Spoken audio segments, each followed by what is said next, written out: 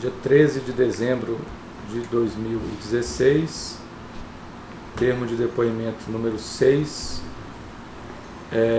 cujo título que consta do anexo entregue pelo colaborador Emílio Odebrecht, o título é Lula, Usina, Rio Madeira.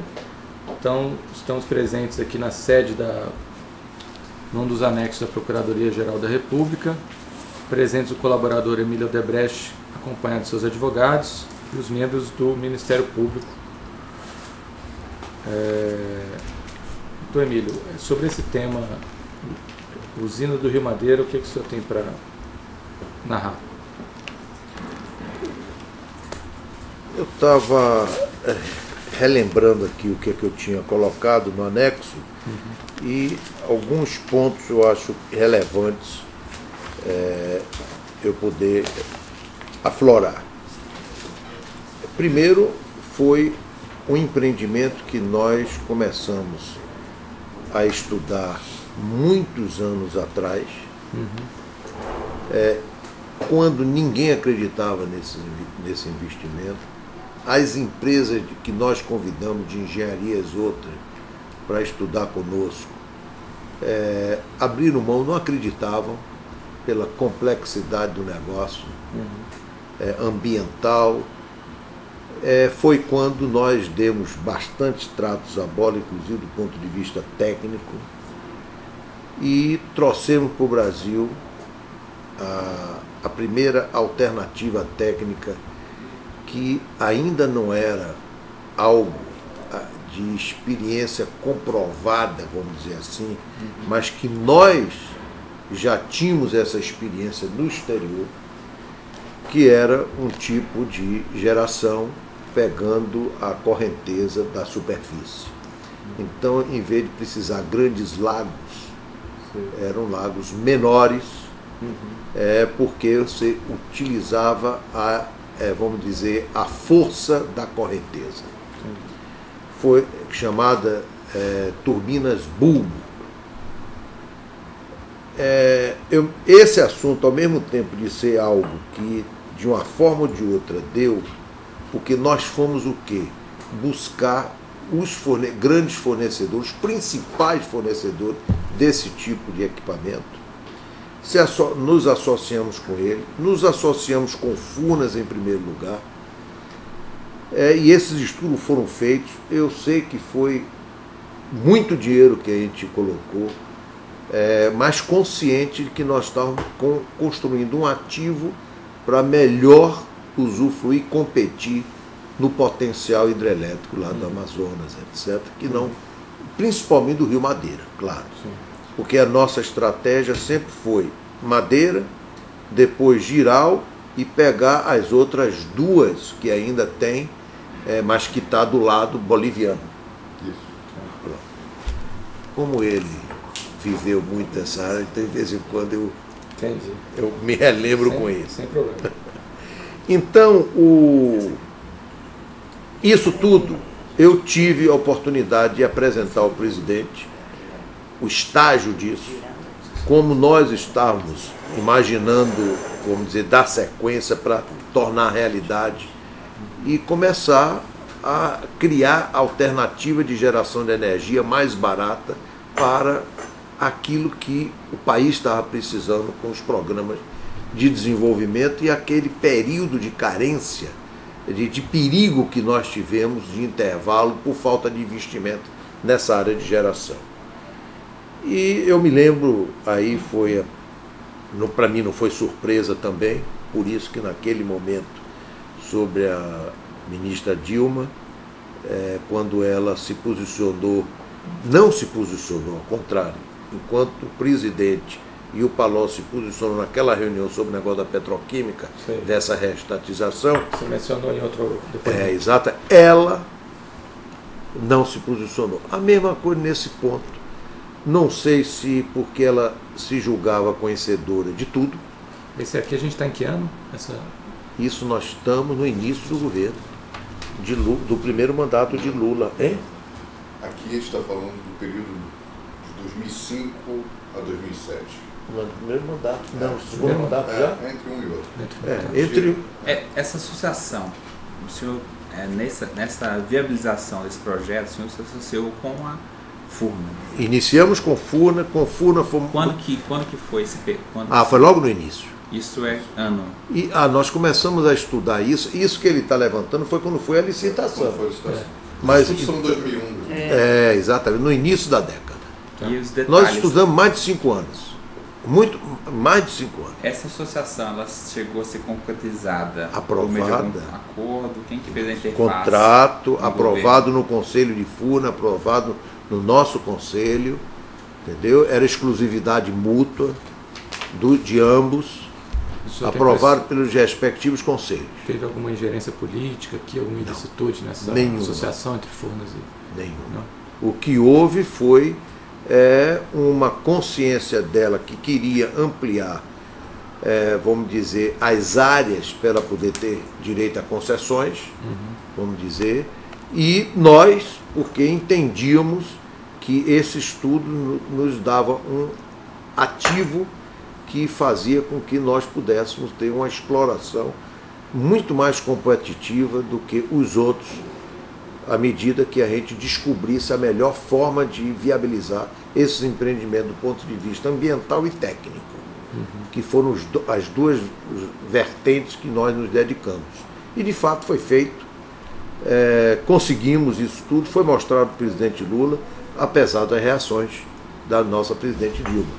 Reações que na época era como ministra, no princípio ministra da Energia, depois já ministra da Casa Civil, mas por inveja na questão da solução técnica, porque aquilo bulia com ela se julgava conhecedora mais do que qualquer outra pessoa, e nós estávamos trazendo para o Brasil uma inovação que nunca tinha sido aplicada e num empreendimento daquela magnitude. Então ela colocou todas as dificuldades e tudo pedindo garantias, isso e aquilo, do ponto de vista de que aquilo, se tivesse insucesso, quem acaba com insucesso, etc, etc. Tivemos de enfrentar tudo isso e resolver, mas tivemos série de... Enquanto todo mundo facilitava, ela só fazia dificultar. Mas tivemos, vamos dizer, condições de viabilizar e tivemos apoio do presidente, que viu, efetivamente, reconheceu esse trabalho nosso, no que diz respeito a toda o Rio Madeira, e, ao mesmo tempo, vendo que a gente estava construindo alguma coisa diferenciada para o país, para a engenharia brasileira. E, de fato, então, houve a licitação, terminou tendo, apesar de todos os percalços de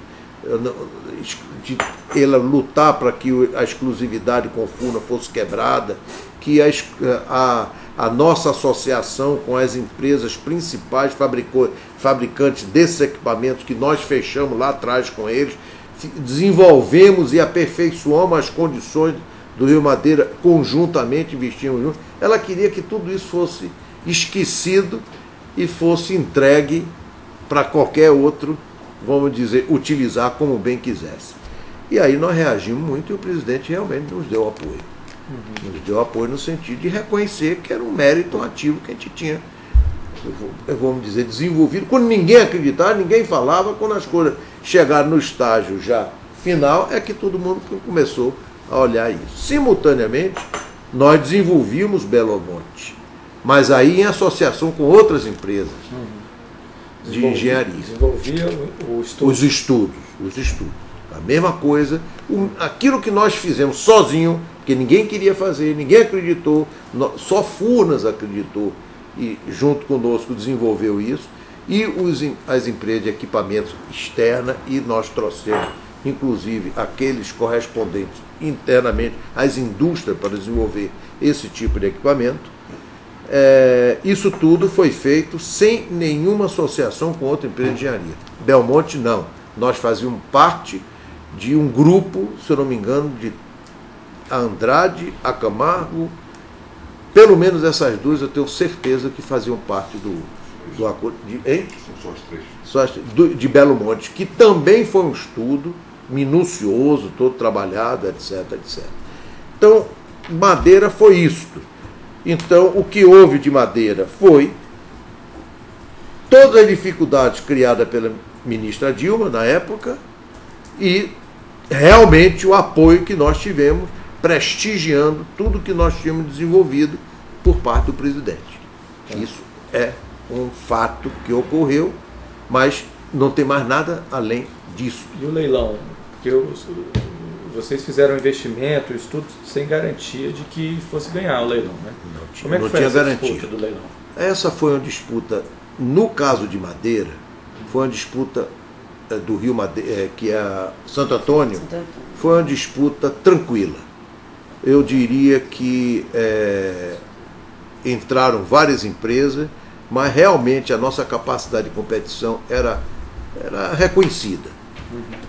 Onde teve problema foi Jirau, porque no fundo também nós tínhamos tudo para ganhar em Jirau, e houve inclusive aí no edital e na licitação uma quebra da regra que estava expressa no edital, que foi efetivamente prestigiada pela ministra Dilma, Casa Civil, para o grupo Suez, que era Tractebel, na época. Isso eu já estou falando sobre a outra, que é o Jirau. Que no fundo, então vamos só encerrar aqui o Madeira, a gente vai para o Jirau daqui a pouco. Então, mas o Lula, então, que ele... que tipo de ajuda ele... Não vamos confundir. O Rio Madeira tem Jirau e Santo Antônio. São três. Madeira, Jirau e Santo Antônio. Santo Antônio e Jirau são no Rio Madeira. São no Rio Madeira. São. Então, mas tem 3 anexos. Um é o tem Rio razão. Madeira, um outro é o Jirau, e o outro é Santo Exatamente. Antônio. É isso que eu estou... E ainda tem Belo Monte. Mas estão em anexos separados. Estão anexos separados. Então, o anexo 6 inicial é o Geral, aí depois eu tenho Santo Antônio, depois eu tenho Jirau e depois eu tenho Belo Monte. Então vamos passar logo para o 7, que a gente vai tratando de cada um, né? Esse aqui é só uma contextualização, pelo que eu entendi, né? Isso. Mas só dentro dessa contextualização, o ponto aqui então é que a Odebrecht achou dificuldades dentro do governo. Era a ministra Dilma que era contra, ministra da Casa Civil, e o Lula mais uma vez atendeu ao pleito da Odebrecht e fez mais um freio de arrumação, é isso? Reconheceu que nós tínhamos razão. Entendeu? Antes de encerrar, esse apoio se materializou em liberação de licença, de alguma forma? Sem dúvida, quando eu tinha dificuldades, principalmente na área ambiental, não na área empresarial. Foram duas coisas. Primeiro, pedir a ele que o Conselho de Furnas tinha decidido há 7, 8 anos atrás, e o Conselho da Odebrecht fosse respeitado. Segundo, que aquilo que tem a ver a Odebrecht desenvolver um equipamento juntamente com empresas estrangeiras e suas correspondentes aqui no Brasil é um assunto privado que tinha de ser respeitado. E terceiro, aquilo que tinha a ver com a melhoria dos programas da área ambiental, quando eu precisava